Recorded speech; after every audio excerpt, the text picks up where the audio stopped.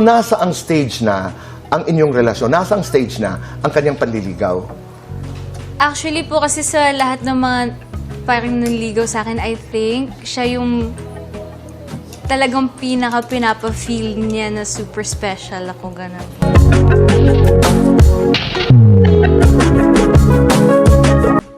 Kumbaga, if ever talagang tatagal kami before magkakatuluyan, he will be my like actual first legal boyfriend. Kapuso actress na si Jillian Ward, walang takot yakapin si Iman Bacosa Pacquiao.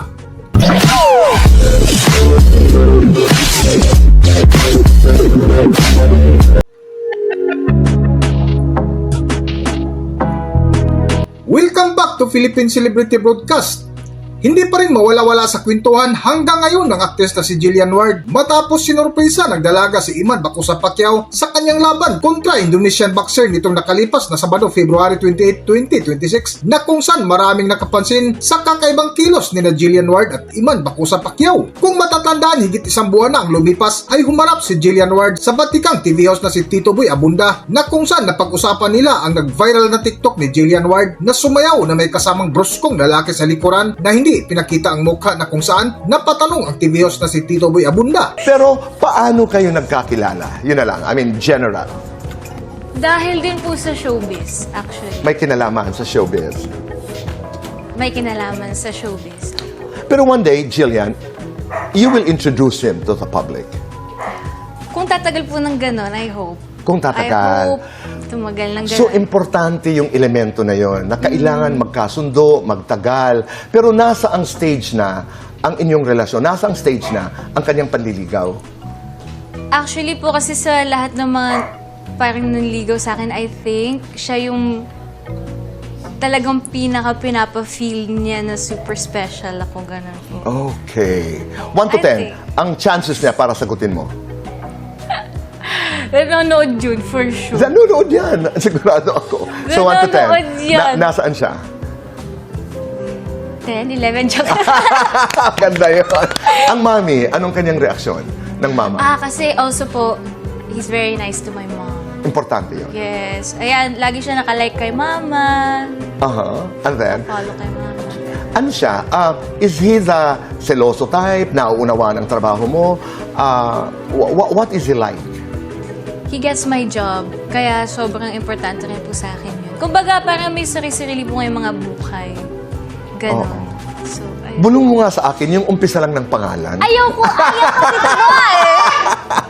Mamaya after the show, just the sige beginning pa. of the name. Sige Okay, pa. but ang importante, napapansin namin kung gaano ka kasaya. Thank you. Because you can make him an inspiration. Di ba? Yes. Is this the first time you're actually in something like this?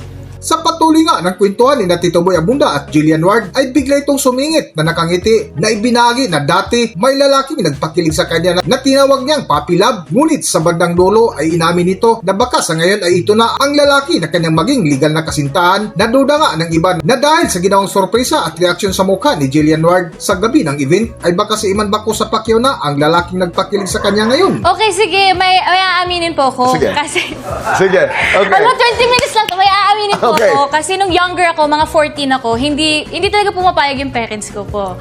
So, tinatago ko sa kanila na may nagpapakilig sa akin nung time na yon, which was my first love, puppy love.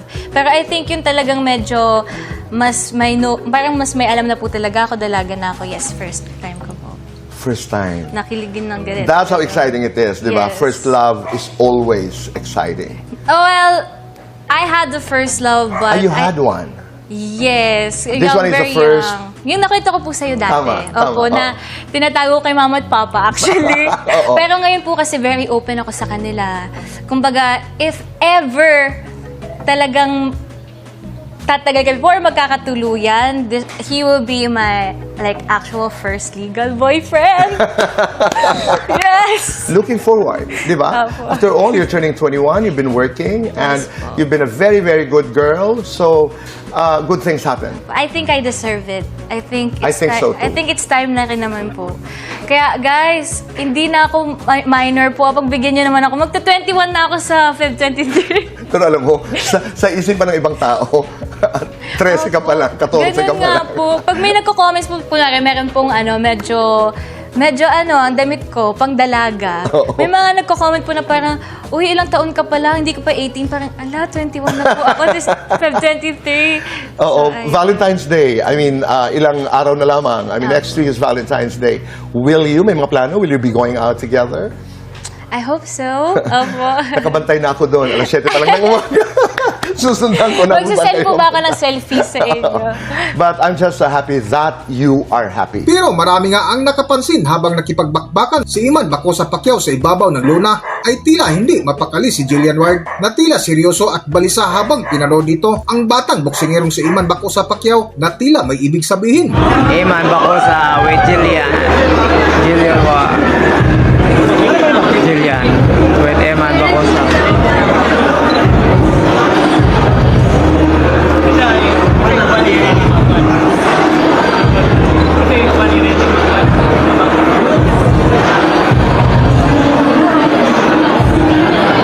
Praise sila ni Iman guys. Jillian Ward.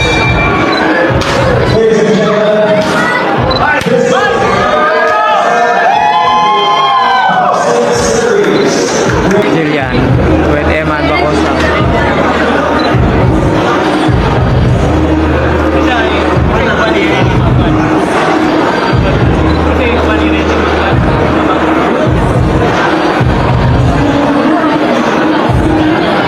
Praise sila ni Iman guys. Jillian Ward.